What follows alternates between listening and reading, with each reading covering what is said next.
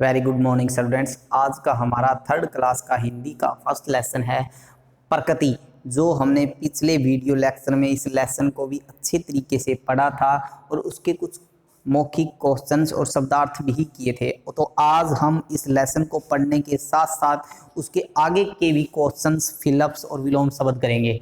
तो यह जो कविता है सोनलाल द्विवेदी द्वारा लिखी गई है।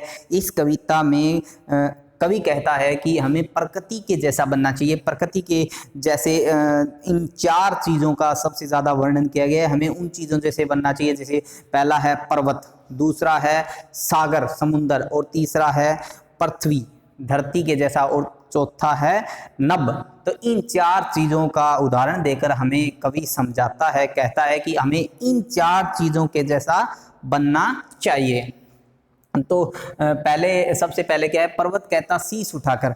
मैं एक एक पंक्ति पढ़ के आपको उसके बारे में दोबारा से बताऊंगा, जैसे पीछे वीडियो लेक्चर में बता चुका हूं कि पर्वत कहता है कि मेरी तरह तुम शीश उठाकर जियो, और सागर कहता है कि तुम अपनी लहरों को बार बार जीवन में कठिन समय के बाद जैसे लहरें नीचे गिरती हैं फिर दोबारा उसी एनर्जी के बाद साथ दोबारा उठती हैं, उसी तरीके से उठो। और तीसरा धरती की तरह तुम धैर्य रखो। और नभ, चौथा क्या है, नभ, अपने अच्छे विचारों से नभ की तरह तुम सारे संसार में फैल जाओ। तो कवि हमें यह संदेश देता है इन पंक्तियों के द्वारा। तो आज हम इन पंक्तियों को पूरा करेंगे। तो आगे का कुछ जो है क्वेश्चंस हैं कुछ। पहले कवि का जीवन परिचय, सामान्य परिचय पढ़ते हैं। जो कवि सोनलाल द्विवेदी जी हैं, 22 फरवरी 1906 को कानपुर के पास बिंदकी नामक स्थान पर जन्मे। सोनलाल द्विवेदी हिंदी काव्य जगत की अमूल्य निधि हैं। ऊर्जा और चेतना से भरपूर रचनाओं के इस रचयिता को राष्ट्र कवि की उपाधि से भी अलंकृत सम्मानित किया गया है। 1 मार्च 1988 को राष्ट्र कवि सोनलाल द्विवेदी चिर निद्रा में लीन हो गए। 1 मार्च 1988 को इनका निधन हो गया, स्वर्गवास हो गया। इनके द्वारा लिखी गई शिशु भारती, बच्चों के बापू, बिगुल, बांसुरी और झरना जैसी दर्जनों रचनाएं बच्चों को आकर्षित करती है, लोभाती हैं। तो आगे हमने कुछ शब्दार्थ किए थे, नभ, आसमान, और ये मौखिक क्वेश्चन भी किए थे कि प्रस्तुत कविता के कवि का नाम बताना है। तो कवि कौन है, सोनलाल द्विवेदी। तो हमने कुछ ये विकल्प भी किए थे, पद्यांश भी हमने कर लिया था। तो आज हमारा यहाँ से स्टार्ट होता है कि निम्नलिखित प्रश्नों के हमें उत्तर लिखने हैं, इन प्रश्नों के हमें उत्तर देने हैं। तो प्रस्तुत कविता में कवि किसके माध्यम से मनुष्य को समझाने का प्रयास करता है, तो किसके माध्यम से, पर्वत, सागर, पृथ्वी और नभ, इन चार चीजों के माध्यम से हमें समझाने का प्रयास कर रहा है। भर लो अपने मन में मीठी मीठी मधुर अमंग पंक्ति की व्याख्या अपने शब्दों में लिखनी है। तो हमें कवि कहता है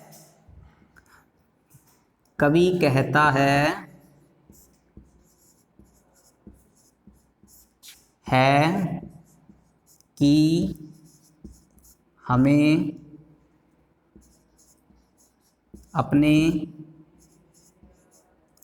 हमें अपने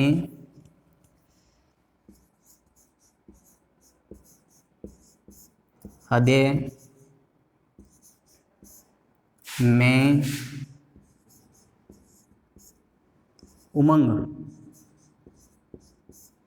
भरकर जीवन का आनंद लेना चाहिए।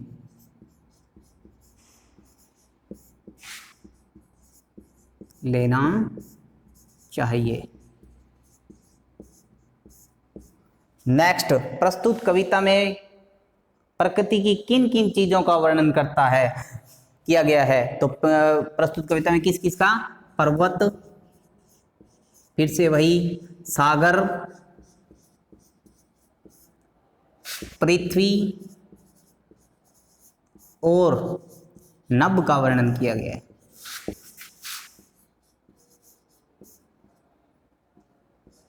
का वर्णन किया गया है। इस तरीके से हम इन प्रश्नों के उत्तर दे सकते हैं। तो आगे हमें ये प्रश्न जो है कॉपी पे राइट करने हैं और लर्न करने हैं। तो नेक्स्ट हमारा क्या है, शब्दों के विलोम शब्द से मिलाइए। हमें कुछ शब्द दिए गए हैं, उनको हमें उनके विलोम शब्द से, विलोम का अर्थ होता है विपरीतार्थक, विभिन्न अर्थ वाले, उल्टे शब्द, इसको बोल सकते हैं उल्टे अर्थ वाले शब्द। विलोम शब्द को और क्या बोल सकते हैं हम, उल्टे शब्द, अर्थ वाले शब्द। तो ऊंचा, ऊंचे का उल्टा शब्द, उल्टा अर्थ क्या होता है, नीचा, तो इसका मिलान कर देंगे नीचा। नभ, नभ का क्या होता है, पृथ्वी। मिठा, कड़वा। गिरना, उठना। गहरा, उथला। इस तरीके से हम इनका मिलान कर सकते हैं अपने उल्टे अर्थ वाले शब्दों से।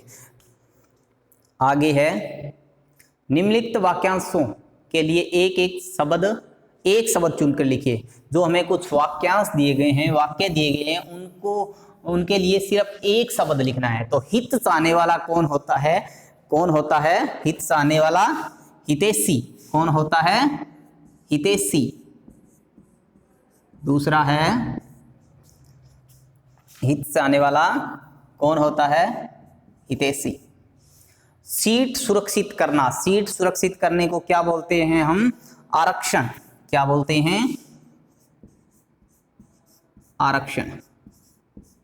नेक्स्ट है, व्यवसाय से संबंधित, व्यवसाय करने वाला कौन होता है, व्यवसायिक। व्यवसायिक,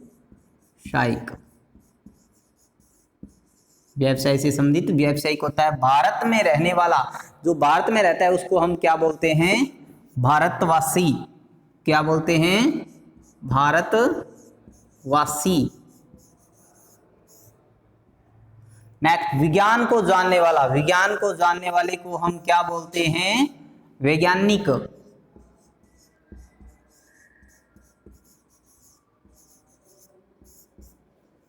नेक्स्ट, जिसे पाना कठिन हो, जिसको पाना बहुत ही कठिन हो, उसको हम क्या बोलते हैं, दुर्लभ।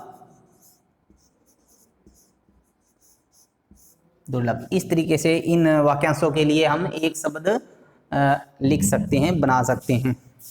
नेक्स्ट है, निम्नलिखित शब्दों से वाक्य बनाइए। हमें एक एक शब्द दिया गया है, इनसे हमें एक वाक्य बनाना है। क्या बनाना है, वाक्य। तो हम इस तरीके से हम वाक्य में प्रयुक्त कर सकते हैं इन शब्दों को।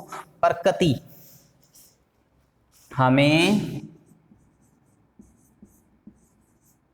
प्रकृति की रक्षा करनी चाहिए। नभ, नभ में पक्षी उड़ रहे हैं। आगे, धैर्य, हमें हमेशा